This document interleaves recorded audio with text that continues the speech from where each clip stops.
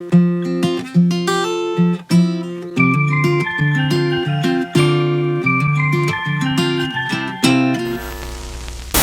up guys, it's Sarah X. Welcome back to my channel. In today's video, I have my good friend Anthony, aka Anthony. Hey! And he's been in a couple of my past videos. We did like a thrifting one, whatever. The point is, we are both Swifties. Yeah. How long have you been a Swiftie? A very long time. Yeah, like I just remember sitting on the school bus in middle school and like listening to Love Story over and over again. Like that's like my first memory of Taylor Swift. And like we've just been like with her from the beginning, honestly. So since the country days, then the pop transition, now this new era. I mean, I'm in the top 2% on Spotify. Commitment. So what was your reaction when you heard that Taylor Swift was dropping this new album? Yeah, actually he heard it from me. I did. I texted it to him. She did, yeah. And my reaction was like, oh my god, what? I was not ready for that. No, because she just dropped an album like in July. And it's just like not normal patterns for her. Basically, we thought it would be fun to kind of talk about our thoughts on all the songs, our reactions, some like theories that people have been speculating. So I guess first of all, just the album in general. It's like a continuation of Folklore. Yes. It's like part 2. I know Taylor was saying that like Folklore was more of the spring and summer vibes, and then Evermore is more winter and fall vibes. I felt that. I felt that too. It. Yeah. It's like they're both very nostalgic, but it's like a different time of the year. Yeah. Very nostalgic. I felt like with the fall and winter vibe, it was more slow, more relaxing. And Folklore was like that too, but Evermore definitely had more of a laid back feel to it. Both of them were definitely based more on fiction than our personal life. Because I know a lot of people like, just because in the past all of her songs were like based on her life, everyone's like, what does this mean? Like, did she get like married? Did she get, you know, all that kind of stuff? But I think a lot of it's just like elements of her life, but not really about her. Yeah, I think it's more like, it's not her life, it's just ideas. Exactly. Like, what if this happened? What if this happened? It might not apply to her, maybe it can apply to anybody. It's just fiction with like bits of truth sprinkled in. Let's talk about the first song then, Willow. Yes, oh my god, when I heard Willow, like, that was the perfect song to open the album, I think. Because it had like enough vibes of Folklore. I'm like, okay, this is definitely continuing from where Folklore left off. It sounds like Folklore, but it's also different. Yeah.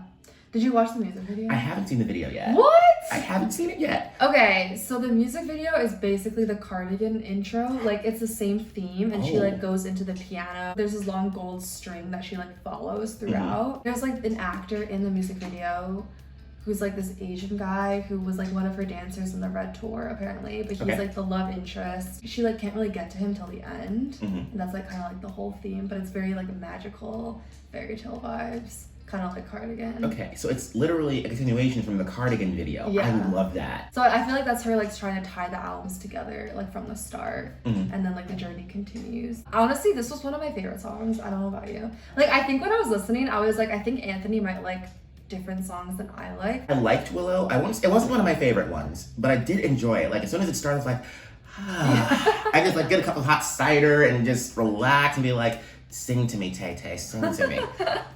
But it was so relaxing, like I said, the vibes. I loved the metaphors used for the Willow. Like that was so deep and intense. I'm like, ooh, I felt that. Yeah.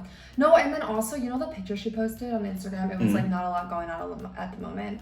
Like in the background, she had a picture of a willow tree, and then there's also like a picture of an ivy. And like that was like one of her. Oh, and Ivy's one of the songs. Yes, exactly. Apparently she wrote this and she said a part of the video or the song is like her opinions on fame. Oh. And I think that was the part in the video where she was trapped in the box and she like couldn't get to, like everyone was kind of like staring at her, but she was like trapped. She like couldn't get to the guy and she was just like performing on stage. It kind of seemed like, it kind of reminded me of like the Mean music video when she was doing that. There's one lyric that stood out to me, like I come back stronger than a 90s track. I love that was my line. favorite lyric too. Yes. And she made that her bio on Instagram. I saw that. I'm like, yes! So iconic. So a lot of people think that because she was wearing a bridal gown in the music video, that's like her announcement that she's engaged to Joe or like married. What do you think?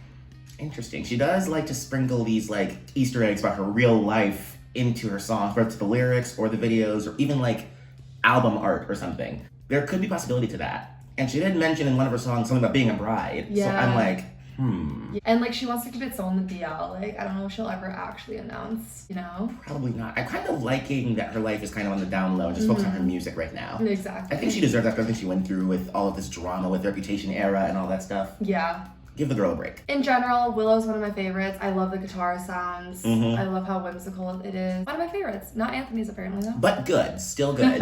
The next one though is one of my favorites. Champagne Problems, that's also one of my favorites. Like it's like really up there. It's basically a piano ballad. It gave me like New Year Day vibes. Like a darker version of New Year's Day. Yeah, New Year's Day was kind of more like celebratory and thankful, but Champagne Problems is more like there's problems. It's so good though. Like I love the way she sings Champagne Problems, like how it goes a little lower. I don't know, it's just like a little. It really kind of gives like a dark aesthetic, kind of like Lana Del Rey vibes almost. And when I was listening to it, I'm like, whoa, this is dark, it's deep, it's raw, it's intense. And she does all of those things, but in the way it's presented in this song, it's like, whoa. Yeah, and so this one she said was about like two longtime college sweethearts, and like one came to propose and one came to like break up, and like it's their story, which I feel like a good amount of the world can relate to. Just like, yeah, definitely. Like one person's more in it than the other, and then like when it comes to go time, like one person just can't commit. Like gets cold feet, which is really, really sad. She talks about how like she like broke his heart, like left him there, and then like at the end she like flips the switch, like you'll find somebody who like doesn't do that, like forgets all that Champagne Problems. Like she likes to like switch the narrative. I love the wordplay in that, especially in the chorus. It's very creative, very emotive, and again she does that before with other songs, but with Champagne Problems it's almost poetic in a way. And if you watch the lyric video, it was really cool because the champagne bottle kept like sinking and then getting poured up. It was really artsy. Any favorite lyrics from this one? Okay, it's not per se a single lyric. I liked the repetition of Champagne Problems in the chorus. Like everything went back to that. Yes, it like tied it nicely. I liked one where she said, "You had a speech, you're speechless." So it was like he had a speech prepared for like the proposal, but then now he's like speechless. He can't even like. Another thing I noticed was Katy Perry and Nick Jonas also have a song called Champagne Problems. So it's like, is this she hinting at a collab with interesting, you know? And like she had that feud with Katy Perry. She did. But then they like made up in the Lover era, and now like they have the same song name. I don't know. That was just That's interesting. Has Taylor ever had anything with Nick Jonas ever? I mean, she and Joe Jonas, they did. Exactly. And they like kind of made up. I see that Katy Perry parallel more.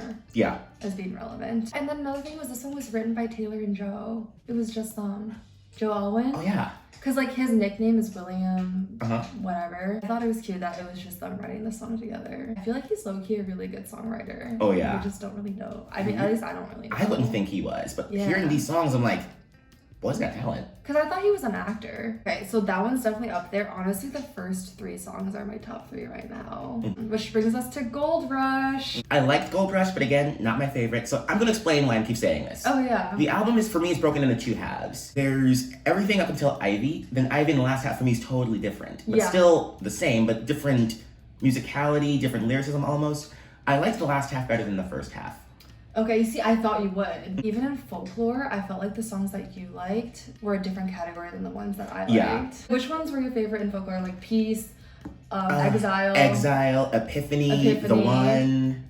Yeah, but like mine were like Betty, August. For me, like the first half of the album was kind of like the calm before the storm, just kind of cruising. Then Ivy hits, boom, emotions. But like Gold Rush started, and I thought it was gonna be like Epiphany vibes. That's what I was thinking too when I first heard it. Yeah, because I thought the whole thing was gonna be like that. Yeah, it had like a string orchestral vibe to it. I'm like, oh, it's like Epiphany 2.0. Yeah. It's not. It's still good, but it's not Epiphany. There's like two very different vibes to this song. Like when she switches from the chorus, it like lifts up a little bit, and then like in the verses it's like comes down and is more like normal song. In my opinion, it was about just hating that you like someone or like you love something that everyone else also loves and like wants and desires. I've been there. It's annoying. I feel like it's like stressful that so many people also love this thing and like you have to fight for it. Yeah, you do. It's like you have to like reserve a spot or fight other people, and it's like, it's like I don't want to. I don't want to. It's like I hate that I like you. I get that. Like there's guys that I am into and I'm like, everyone else likes you. You're pretty. I shouldn't like you, but I do. Yeah. Kind of like Gorgeous, like the theme. Mm-hmm. It's kind of like a stripped down, more emotive version of Gorgeous when you put it that way. She referenced folklore. She did. I heard that. Yeah. When I heard that, I literally was like, oh my god, oh my god, oh my god, oh my god, oh my god. I had a total Swiftie fangirl moment. Yeah. My mind turns your life into a folklore. Mm-hmm. So. I'm like, that is not an accident. Yeah. She's so brilliant. Yeah, I also liked the lyric, what must it be like to have grown up so beautiful? Because it's kind of just like, when you see someone so perfect, you're just like, what like, must you have your no life problems. be like? You're perfect, and I'm flawed, but I like you. But you're not on my level, or I'm not on your level. I think the theme is very relatable to a lot of people. Next is 'Tis the Damn Season. It seems like it should be a Christmas song, but then it's not really. It's almost angry. Yeah. And I'm like, first of all, I love the title. Like, I like the holidays. I don't love the holidays. I love the colors and the decorations, but the whole "'tis the season, fa la la," shut up. So when I heard "'tis the damn season," I'm like, finally, someone gets me. Yeah. And I'm like, this isn't even a Christmas song. And I'm low-key disappointed, but also excited that it's not that, you know? I think this whole Evermore album is like storytelling. For sure. Each one is like you're reading a book and she like Taylor Swift is narrating it. But I feel like this one connected with Dorothy because it's like about this girl, I feel like, who comes home for the holidays and rekindles, or not rekindles, but like sees an old flame. Yeah. And she's like, fine, like you can call me babe for the weekend, like whatever. If we must. But then Dorothy's like from the guy's perspective, or the, you know what? It never specifies if it's a guy or a girl. It doesn't. And kind of, it's more universal that way. It applies to everyone. It's like, since there's no pronouns really, it's like, it could be anybody. Dorothy is like this other person's perspective where he or she is like, yo, like come back from Hollywood and like meet with me. And then like 'Tis the Damn Season's like, I'm back. But it's not really a happy ending. It's not. But I kind of like that. It's like you expect it to be this happy ending, but instead it's like, nope. I feel like it's kind of like a convenience thing. Like I'm home.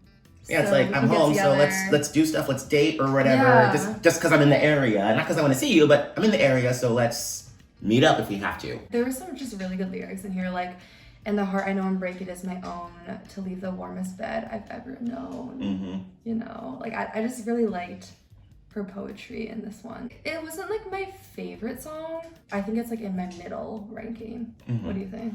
Probably same for me. It's like, it's higher up than the first couple songs for me, but not quite in my top 3, or maybe not even my top 5. I don't know. I feel like ours are reversed. Most likely, yeah. What I like about Evermore as opposed to Folklore, like Folklore kind of told one consistent story throughout. For me, Evermore is kind of like an anthology of different stories, but in the same universe as Folklore. Track 5. First of all, we know track 5. Track 5 is always the emotional one. It's like always. All Too Well, Archer.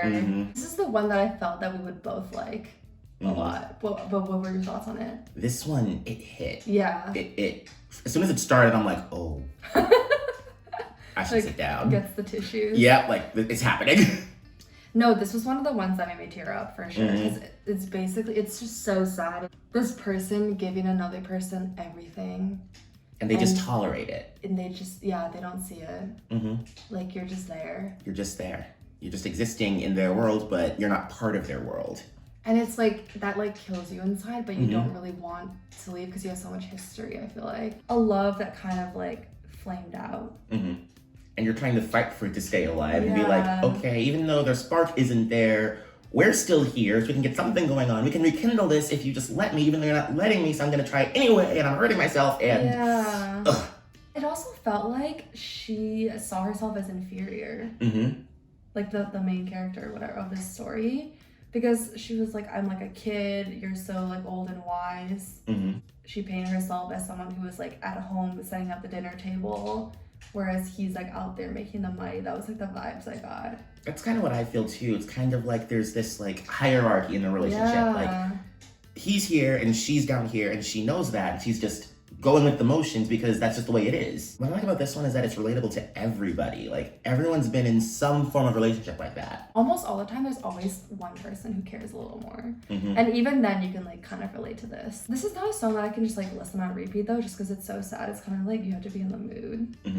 Like at least for me, I don't know about you. I like sad songs mostly. Like, I listen to a lot of Lana Del Rey, so I could easily blast sad songs, put them on repeat, and I'm like, yes, keep the tears coming. I'm not finished yet. I'm weird. In the best way. In the best way. Nobody, no crime. Yes. Okay, this song gave me should have said no vibes. Yes, should have said no, and also Carrie Underwood's Before you cheat. Yes. This is like Taylor saying, I'm still country, y'all. Oh my god, well, so it starts off with like police sirens. It did. And I'm like, what's happening? This song Taylor wrote by herself, and it was like inspired by her love of like true crimes and like all those like podcasts and like nice. dramas that she watches, which I totally see. And it took a turn that I did not see coming. First of all, the main character Esty is part of the band Haim or whatever, like the Haim sisters. Yeah. Who she's been friends with for a while and who's like featured on this song. So I like how she kind of incorporated that. But I did not expect the character to kill someone. No, I was not expecting that at all. Like, Yeah. I don't think she's ever done a song with a narrative story that involves death. Like, Yeah. whoa. This is like Reba McEntire, Carrie Underwood. Carrie Underwood has so many songs about killing boyfriends. I know.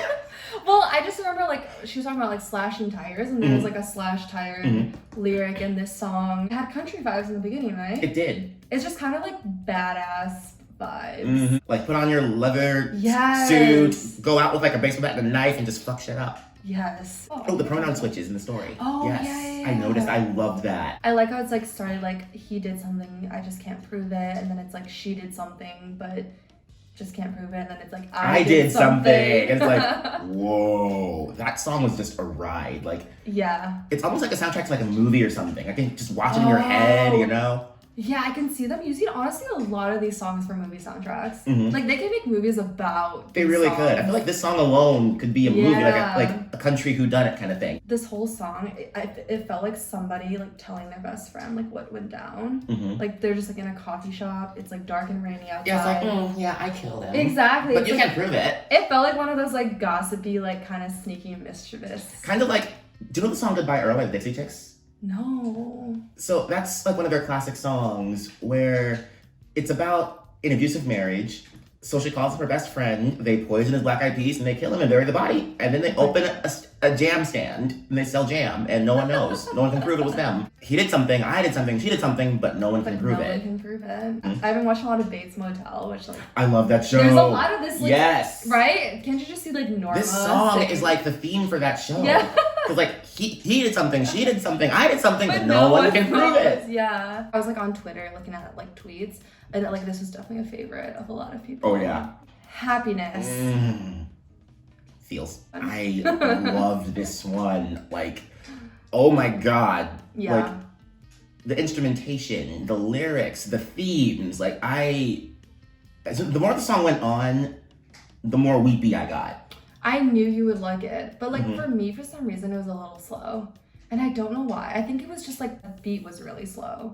But the lyrics are definitely like, I mean, all her lyrics are good. Oh yeah. So I think for me, what distinguishes it is the tune. Sometimes when it's a little slow, I'm like, all right, let's move it on. You know? Yeah, I feel that. Apparently, this was the last song she wrote for the album. Really? It was like she wrote it like a week before. Oh wow. I want to talk more about like what you think the song means. The lyrics kind of make it sound like, okay, it's like it could be uplifting, but then it's also like maybe it's ironic and it's not really meant to be happy. Maybe it's like more of like I could be happy, but I'm not.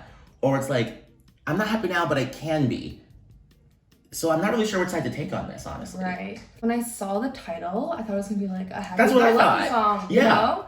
But she like spun it as in like you don't know the new me yet. or Something like that, yeah. Oh, No one teaches you what to yeah. do and a good man hurts you and you hurt him too. I love that line. Yes, because it's like it's not like the guy was bad. It's just you guys both hurt each other. Exactly. Like sometimes people just bring out that side in you and you bring out side in other people and you hurt each other in the process. And you're not bad people, but you're bad for each other. Yeah, but what confused me was I thought it was kind of about like divorce and abuse at first. Like shit, we're dividing up, which seems like a divorce thing. And then also like blood and bruises. So I thought it was like an abusive relationship. But then she said like a good man. So like I was like maybe not. I can see both sides of that in a way because in abusive relationships, people can tend to justify their abuser, be like, you know, they're not a bad person, it's just a bad day. Oh, true. But on the flip side, maybe it wasn't abuse, and maybe like the blood and bruise is just a metaphor for something. That was what I was thinking. But I like the other thing that you said too. Sorry guys, there's construction, but we have to film right now. The show must go on. The show must go on. But yeah, this one had a lot of great Gatsby references. Like the green light. Something about being a little fool, and like in Gatsby, it's like all a girl is in this world is a beautiful little fool. I like the lyrics, but like I think the tune was just too slow for me. I think the tune added to the aesthetic, in my opinion. Okay. It kind of added to this whole like, you think it's gonna be a happy song, let's sit down. It ain't. That's true. I kind of like that. It's like she hoodwinked us. She did. With the title. She's good at that. Yeah. Dorothy, which is one of the few songs with like a name in it. Taylor mentioned that she envisions Dorothy being in the same high school as like Betty, James, and Inez from Folklore. So it's like the same world as you were saying. This is what I thought was the counterpart of It's the Damn Season. Honestly, this song wasn't one of my favorites. Kind of like what you felt for Happiness, I felt for this song. Okay. It wasn't too slow, it's just, it didn't grip me. And again, I didn't dislike it. I love the music, I love the lyrics, it was relaxing, but it didn't capture me like I wanted it to. Gotcha, yeah. I like the way she sang Dorothy, where it's like you thought she was done with the name, but then she goes, at the end. Like it's Dorothy. Dorothy, Yeah. It felt like somebody like lamenting over a lost love. And like the person's like doing so, like Dorothy, whatever, is like doing so well in Hollywood. And they're kind of just stuck in the small town that they're from, being sentimental about it. That's the vibe I got. Some people thought it was about Selena Gomez for some reason, which like I can see because they were like her favorite movie as a child was Wizard of Oz.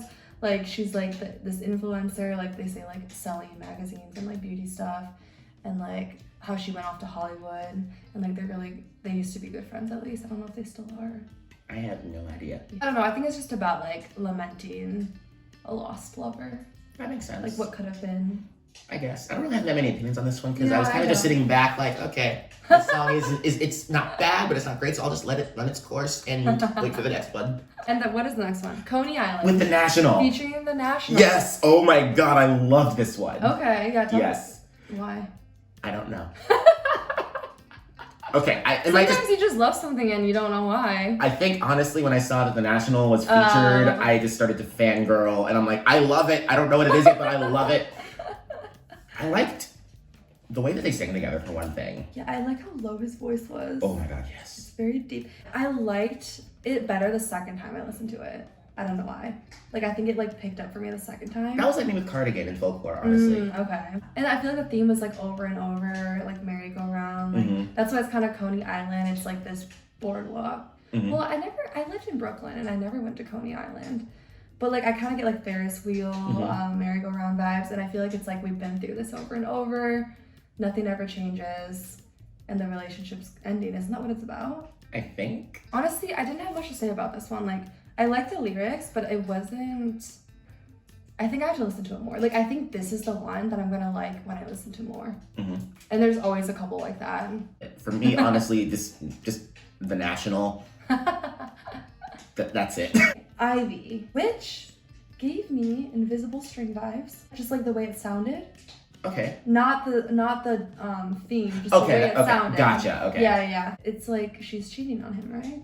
That's what I got from it. Yeah. The Ivy is like the poison in this song, and it's kind of spreading all over her. I get cheating vibes too, because I mean the way that she writes and the way she presents it in the song, I think that okay, she's cheating. She might feel guilty, but she's still enjoying it, and it's like poison just spreading all over her, you know? It's like I did something bad. Yeah, yeah. But it just felt so good. Exactly. I loved the music for this one. It was slightly different than the first bit of the album. It was kind of a little bit more upbeat, but still toned down, if that makes sense. And you said this is where, like starting from Ivy, it's where it shifts, right? Yes, for me personally at least. For what I listen for, that's when it started to shift a little bit. I'm like, okay, now we're really in the Evermore side of things. Like the first one was kind of like, this was Folklore, but we're making a transition to something new, and it's like, bam, now we're there. Okay, I see it. Cowboy Like Me. I loved that one. I love it. I loved the country vibe to it, first of all. It's just another kind of reminder that, okay, I still have country roots. I know what to do with it. You're not done with me yet. Yeah, she's definitely alluding to her country roots in this one. But the fact that it's like cowboy, it's like almost from a guy's perspective. It is. Right? Well, I think it's in the sense that a cowboy is someone who can be one of two people. You're either the polite, well-to-do kind of man who will always open a door for a woman, let her go first, all that jazz, or you're the outlaw.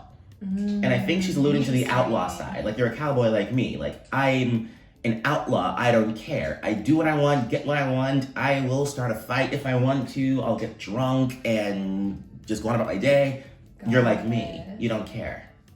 Oh, that's interesting. People said some undertones sounded like Tim McGraw a little bit, so it's like, but I like didn't hear that as much for some reason. I can kind of pick up on it, but to me, I think A, it's definitely a callback to her country career. Yeah. But B, it's just also saying, at least from my perspective, it's saying that you're like me. You don't care. Just gonna live my life like a cowboy would. Just ride into the sunset, do what I want to do, live and let live. Long story short, the music in that one was so drastically different than the rest of it. Like the opening, I'm like, whoa. It was. It kind of reminded me of Call It What You Want. Yes.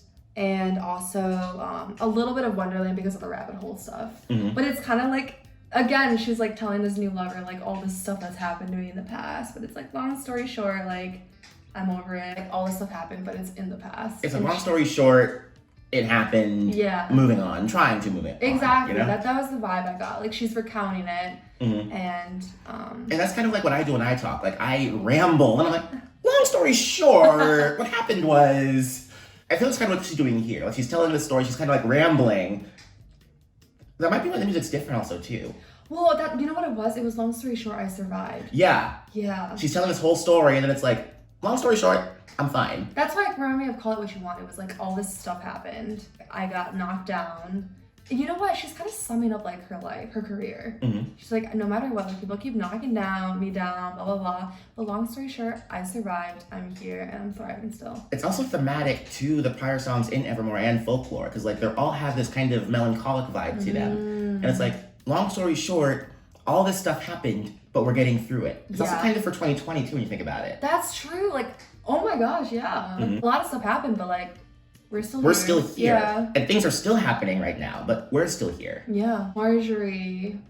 Oh, okay. So I really like this one because it was about her grandmother. Yep. And if you watch the lyric video, there's a bunch of videos of her grandmother who looks very beautiful. She's beautiful and she looks very similar. There's one picture where she looked a lot like T Swift. Like T Swift got some features from her for sure. And like, did you know? So she was an opera singer, and apparently I did not know that. She was the one who like encouraged Taylor to like go into the music industry. So like she was a very big influence in her life. And look at her now. Yeah, exactly. I think she passed away in like 2002. I really like the advice in the song, how it's like, don't be so polite that you forget how to be strong or something, but it's like, don't be so strong that you forget how to be polite. Yeah, yes. and like kept reversing them. And that is so true. Like sometimes you're strong and you're so strong, you focus on like, I need to be strong and get my way. You forget how to be decent to people. And sometimes you're so decent, you forget how to stand up for yourself. And that is so true. You realize that the grandma has passed and like, but you still feel like she's with you. That was kind of what she was writing. And like her advice is still with her.